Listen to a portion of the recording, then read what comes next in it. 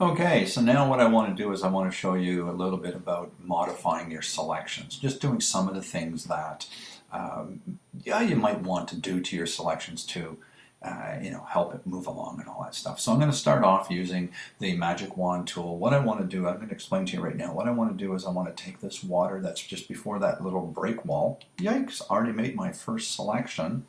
I want to take this water that's down in front here and I want to darken it up a little bit. I think it's just lacking a little bit of zippity-doo-dah. All right, so anyways, as you can see, I've already clicked once in the water somewhere and I got a selection. There you go, and it had a tolerance setting of 32. Nothing's changed from the last time I used this tool. All right, so now as you can see, I did not have the contiguous selection turned on, so I had that turned off and I got stuff all over the place. So let me just undo that and see what contiguous will do for me. Okay, so that holds things closer to home, I guess you could say, rather than having me go up over into these other areas there. So now what I want to do is I want to go under the select menu, and you know that there's a whole pile of different things that we can do in here. Okay, we could select all, which would be putting marching ants around the whole document. We can deselect our image, and we can or deselect our selection, and then we can inverse. In other words, whatever we have selected, we can reverse that selection. All right, we can make a selection based on color range, and I'm going to have a separate video on that really soon. And then the next thing is refine edge, and I'm going to have another video. That's another one of the lectures in this module is working with that. You've seen me work with modify, and you've seen me work with the feather value. All right, and everybody understands that you want to create some kind of a soft, just a little soft transitional edge between what is selected and what is not selected. All right, but what if you had a selection where you had this bizarre shape or whatever it was, and you were just getting a little bit of that anti-aliasing along the edges and you didn't want it? Well, you can always come in here and you can contract your selection. If you can contract your selection or choose to, you get this little dialog box that says by how many pixels. I don't want to contract my selection, so I'm going to cancel out of that. All right, and the opposite of that is to expand your selection. All right, so we click on that. It says by how many pixels do you want to expand your selection.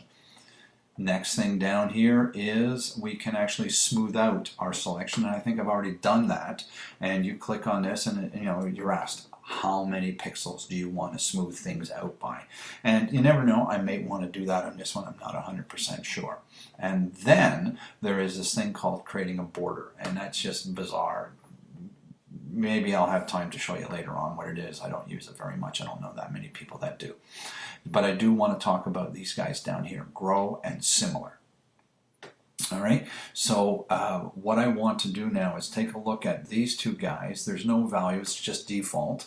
But if you look at your image, you look at your selection, and you say, okay, do I want similar, do I want it to expand out based on the similarity of pixels close to it, or do I want it to grow first? So I'm going to try the grow first and see, and you can see that things grew out, all right, from there.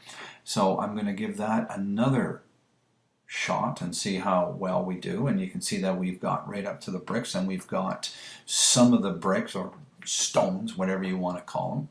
Now if I wanted to try similar, all right, it just went all over the place. So I have to undo that and step back or undo similar so I don't have that. So it doesn't work in this case, but the grow certainly did. Now it's missing some of the little pieces, and I don't think I can actually do another grow, because if I did, I'll end up going more into the brick and stone and all that kind of stuff. So with one click we selected some water, and then with 2, possibly 3 grow clicks, we were able to expand what we had going on there. Now I just hold down the shift key, and I'm just going to come in here and add, as an example, add this stuff. And I got to take some stuff away, so there you go. We'll see what that does. Yikes! All right, and we're going to come in here, up and along, and through there. See what we get. All right, I got to take something out of there, and I got to take some other stuff out of there. So I'm going to hold down the Option key. I'm going to come in here and take that away. To start with, I don't want anything to do with the rocks that are sticking out of the water, so I'm going to do that. Come down here, get that, get some of this stuff, and then I'm just going to come in here and add some of this other stuff. And we're going to come in and get that.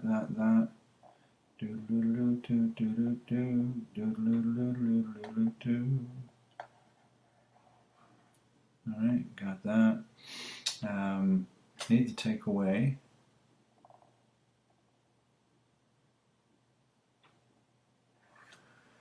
some of that stuff. Need to add